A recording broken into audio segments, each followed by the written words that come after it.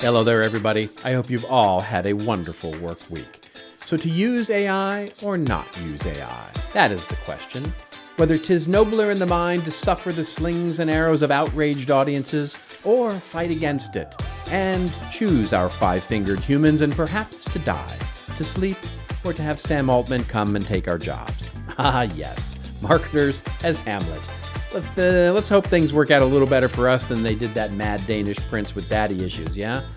But there's a new wave starting to emerge surrounding the use of AI in marketing, and we're being asked 4 existential questions.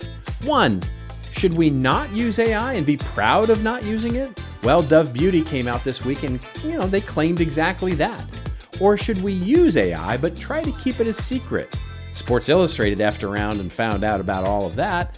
Or should we use AI and be vocal about the fact that we want everybody to use it? Agency giant Brandtech Group is actually all in on that vibe. And finally, should we not use it at all, but, tell everybody that we are? Which, surprising exactly nobody, is actually a thing. I mean, the term AI washing is everywhere. So what's the right answer? Is there even a right answer? Well, let's explore. This is a few minutes of what's new in marketing that might help you lead your marketing strategy. Let's roll.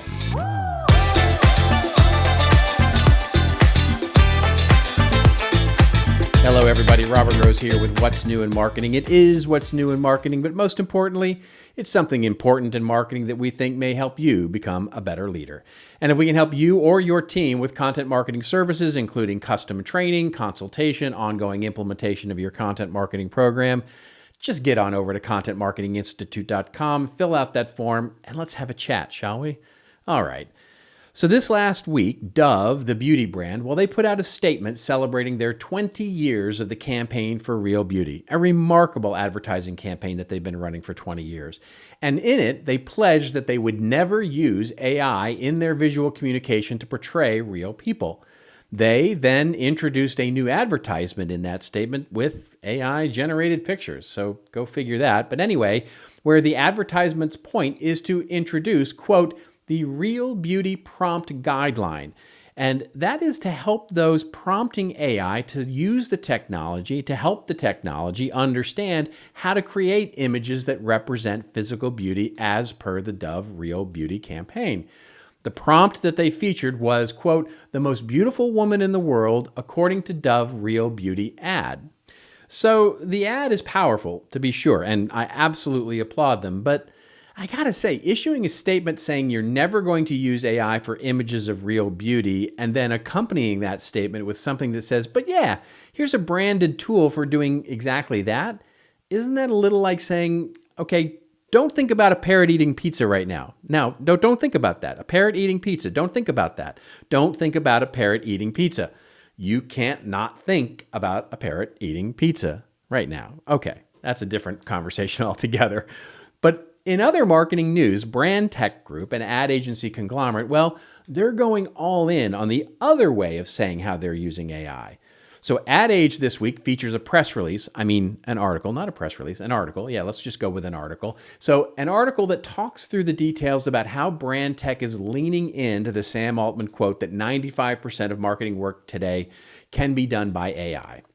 One of Brandtech's representatives talked about the idea of how they were now doing pitches with 2 people instead of 20 people to big brands, and how they're proud that its lean 7,000 staffers are competing with 100,000-person firms. So to be clear, if your agency is showing up to any client with 20 people for a pitch, that's not a good thing. That was never a good thing.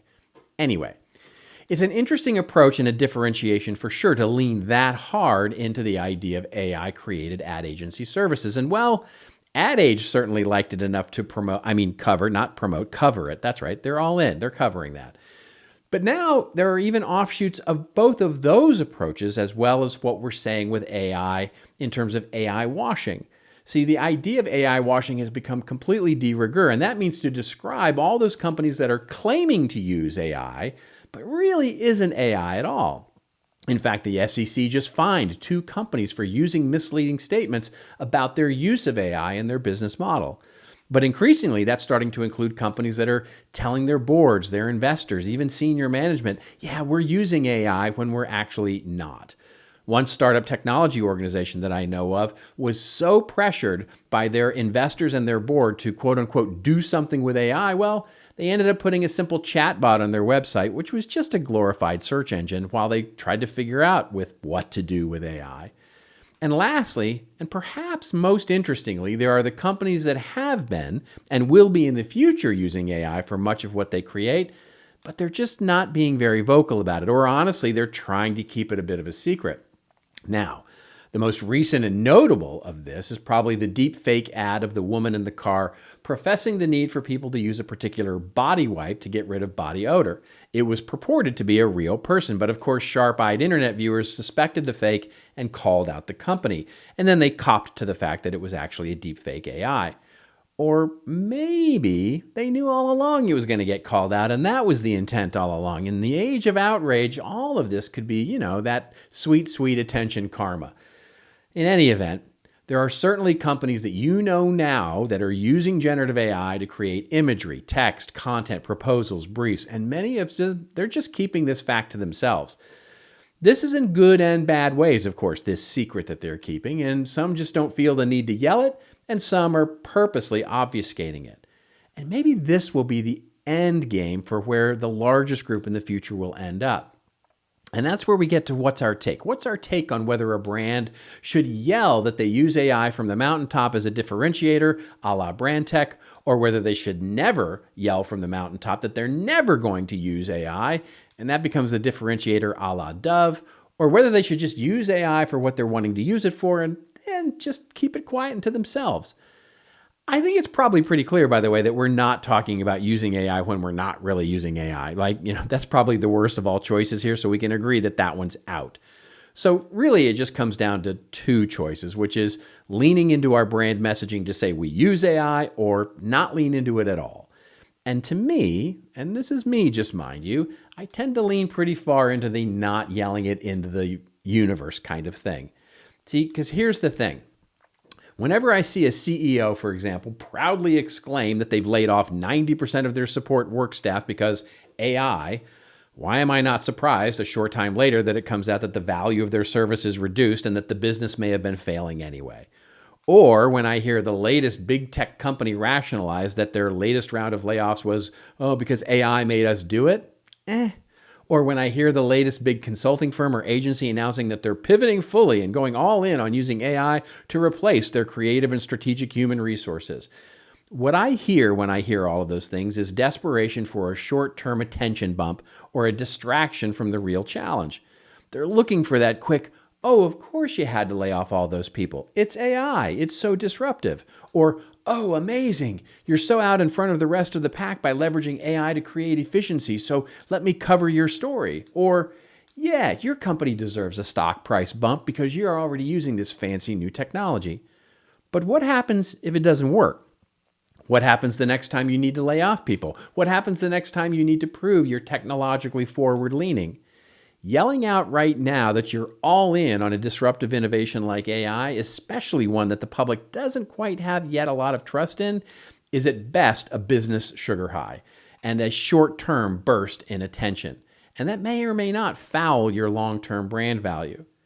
But interestingly, the same can probably be said about your brand proclaiming loudly at all. In other words, proclaiming loudly that you're all out of AI as well, such as what Dove did here. So while it's a short-term sugar high, it will be interesting to see if this really lasts for value with Dove, because now they've worked themselves into a bit of a messaging box where one slip up and it will be when, not if, this could cause distrust among their customers. What if AI really does get good at demonstrating a diversity in beauty?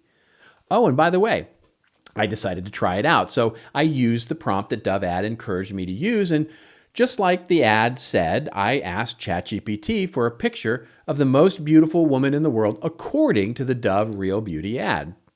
It then very dutifully gave me this, and then this, and then I asked it again and it gave me this, and then finally this.